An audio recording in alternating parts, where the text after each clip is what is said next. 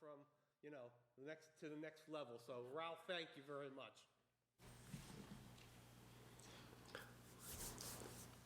A recent TV survey on Good Morning America asked viewers to list their top 3 moms of the last several decades. Claire Huxtable of The Cosby Show won the gold medal. She was always impeccably dressed despite having 5 children. She kept a spotless home while pursuing a prestigious full-time career, and she always laughed at her husband's jokes. The silver medal went to Marion Cunningham from Happy Days. Marion was always smiling and sported an apron like a Ralph Lauren model on a runway in New York. The bronze medal went to Marge Simpson of The Simpsons.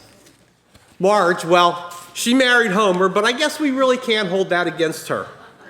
She's a very patient person and the glue that holds that Simpson family together.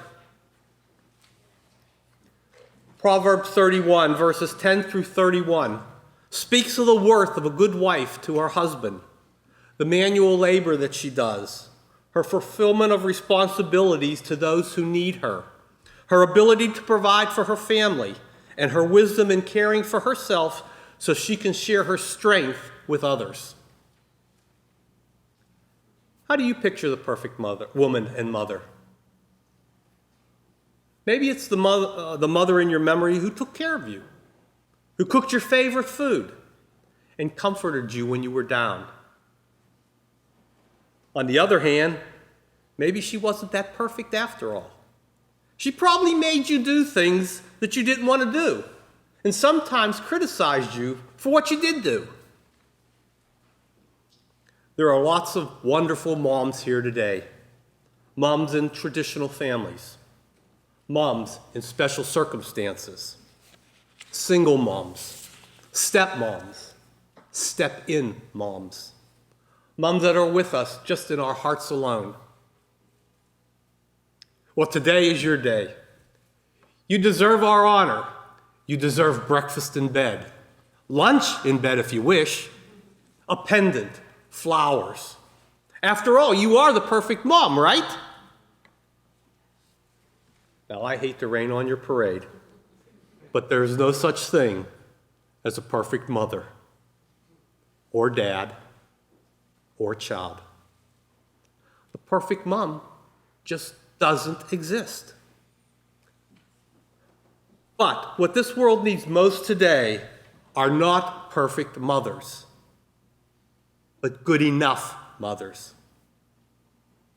A good enough mother is someone who does the best she can in her own particular circumstances.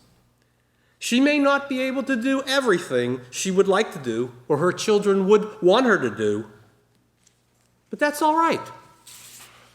Her goal should not be to create a perfect world for her children. That's not the world that they are growing up in or will have to function in. Sure, moms want their children to be happy, but trying to make them happy all the time is not good for them. It can lead to buying things for them you can't afford and doing things for them against your better judgment. It may lead children to believe that they should have whatever they want in order to make them happy. More importantly, in trying to make them happy no matter what, moms may not be helping them to learn how to deal with the fact that life has disappointments and that they can survive those disappointments. Now, I agree that it's hard for moms to see their children disappointed or even angry at them for those disappointments. But being a good enough mom means accepting a child's frustration or disappointment and anger, just as her child is learning to do so at the time. Being a good enough mom means being someone who, at times, blows up at her kids. Being a good enough mom is someone who can be sad at times or preoccupied with other worries when her kids may want her attention. In other words, a good enough mom is a real person who accepts all of her feelings. A good enough mom knows she is only human. And by accepting that, she can also accept her children and their human failings. You know, biblical moms were not perfect either. Look at Sarah. She was often called the mother of faith. She loved and adored and nurtured her son Isaac, born in her older years, when she thought she could no longer have children. And yet, Sarah also cruelly drove her servant Hagar and her young son Ishmael out into the desert to die. What kind of perfect mom does that? We can look at Hannah, who, like Sarah, prayed and cried to God for a child. When her beautiful son Samuel was born, she wove special clothes for him until he was, and raised him tenderly until he was weaned. Then she took him to the temple to live with an old priest. Now we understand from reading the Bible why she did this. She promised God that she would. But what about that little boy of 2 or 3 years of age? How did he understand the whole situation? What kind of perfect mom does that? Even Jesus' mother was not perfect. For example, when Jesus performed his first miracle, Mary's conversation is the most unusual part of the water to wine story. Jesus said to Mary, "Woman, why do you involve me? It's not my time." Mary's request and conversation with Jesus appears to be out of line with what Jesus wanted to do and what he was ready to do. Now, though Jesus performed the miracle, there's a feeling that he did so in part because his mother put him on the spot. Have you ever embarrassed your kids in public? When you try to be the perfect mother, you aim for something that is impossible. And Mother's Day cards tend to be way too idealistic. Most of them go on in a sappy way, expressing how mom is so wonderful, supportive, kind, beautiful, gorgeous, and wise. The sentiments are so over the top that they might as well include adjectives like saintly, perfect, and divine. But since no one can possibly live up to this ideal, I can understand why moms often feel like failures. The silver lining is that mothers called by God do not have to be perfect. Mrs. Carson insisted that Ben and his brother Curtis write a book report every couple weeks. This wasn't for school, this was for their mom. Of course, Ben and Curtis dutifully obeyed. About the time Ben was in junior high, he realized something quite shocking. His mom couldn't read. For years, Ben had read books and scratched out reports, assuming that his mother was checking every word. But she didn't have a clue what he was saying. Now consider this. Raised by an illiterate mother, Dr. Benjamin Carson grew up to be a world-famous surgeon at Johns Hopkins Hospital, was featured in many articles, and has written several books. He was a recent 2016 presidential candidate, and now is the current U.S. Secretary of Housing and Urban Development under the Trump administration. His illiterate mom didn't twist her hands over her lack of learning or give up hope of raising intelligent boys. Instead, she gave her boys what she had: interest, accountability, and the courage to demand extra work. She wasn't perfect. She was good enough. Isn't it time to start rethinking our definition of success and failure? Here's what I think, in my humble opinion. First, moms need to recognize their need for God. The desire to be the best mother possible isn't really a selfish one. Moms want to provide a healthy environment for their children, to keep them from experiencing the things that would stunt them physically, emotionally, and spiritually.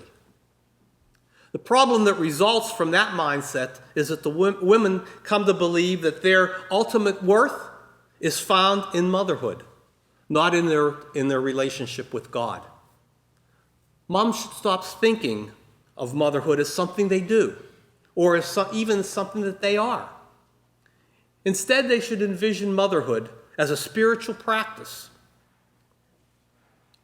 through which they themselves are formed. Romans 3:23 reminds us that we have all sinned and fall short of the glory of God. Perfection is reserved for Jesus. But as we seek to grow in intimacy with him, God will continue to shape us in his image.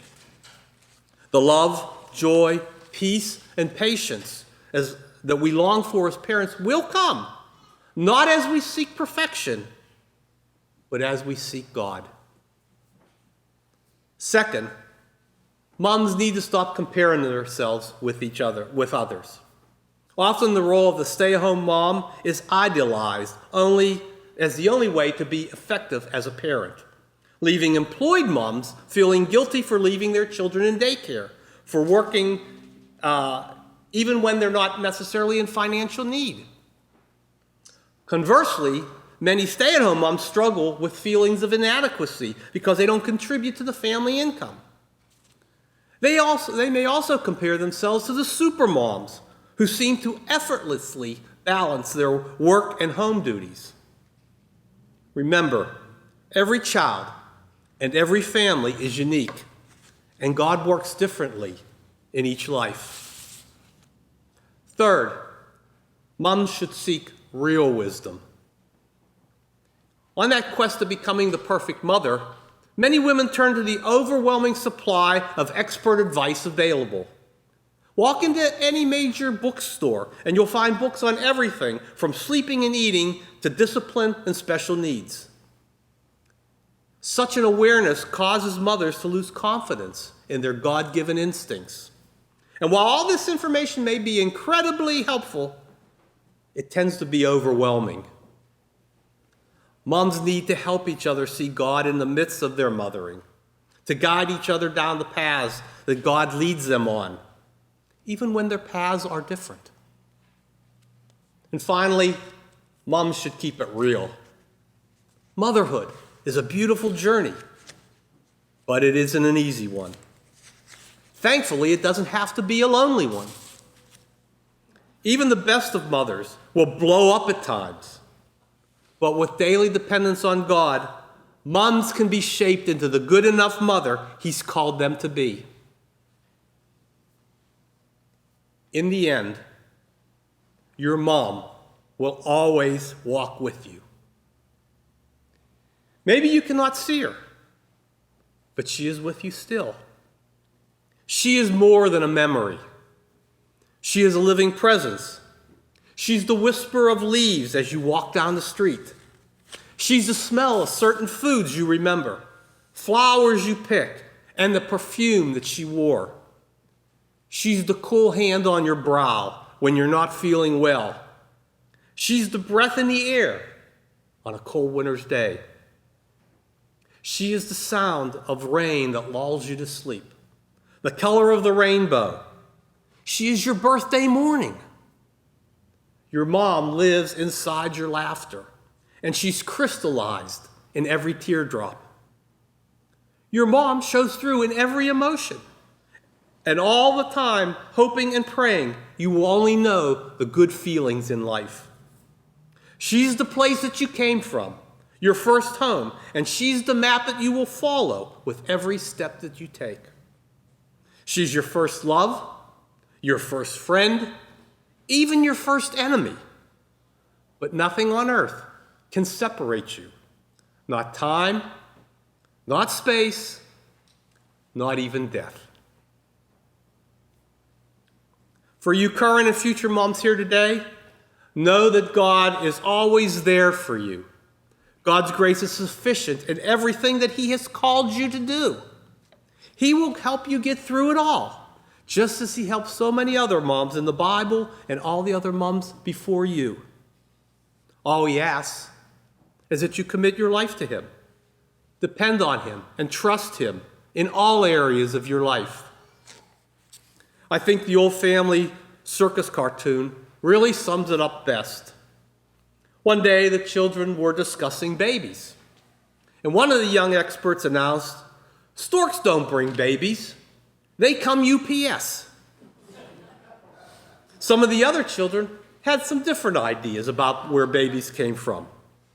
But the one kid stated, "Babies are connected to their mothers by a biblical cord." In closing, if you got nothing else from my message this morning, let me leave you with one last important thought from verse 30 of Proverbs 31. Charm is deceptive, and beauty does not last. But a woman who fears the Lord will be greatly praised. Now, wouldn't it be great to find a Mother's Day card that says, "Mom, thanks for being good enough." Really. God bless you and happy Mother's Day. Amen.